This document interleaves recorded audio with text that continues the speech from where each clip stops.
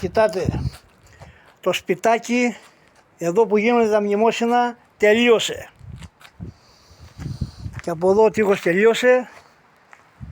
Πάμε παρακάτω. Όλη η είσοδο βάφτηκε. Κοιτάτε, όλη η είσοδο εδώ. Τώρα κάνω τον τοίχο απέναντι των μεγάλων. Κοιτάτε. Και συνεχίζουμε.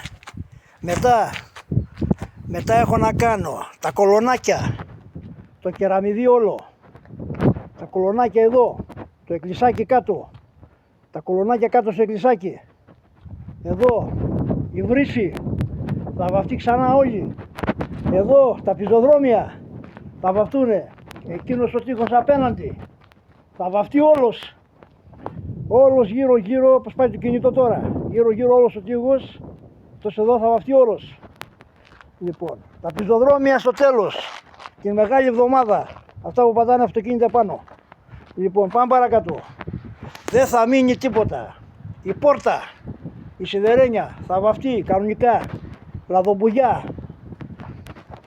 Εδώ το παραθυράκι, λαδομπογιά, όλα. Όπου υπάρχει λαδομπογιά θα βαφτούν όλα.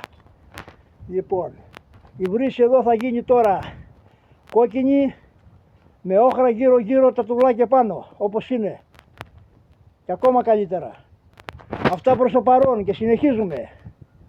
Δεν με γονατίζει τίποτα, δεν με φοβίζει τίποτα, δεν κάνω πουθενά πίσω. Λοιπόν, θα βαφτούν τα πάντα. Κοιτάτε. Δεν θα μείνει τίποτα άβαφο.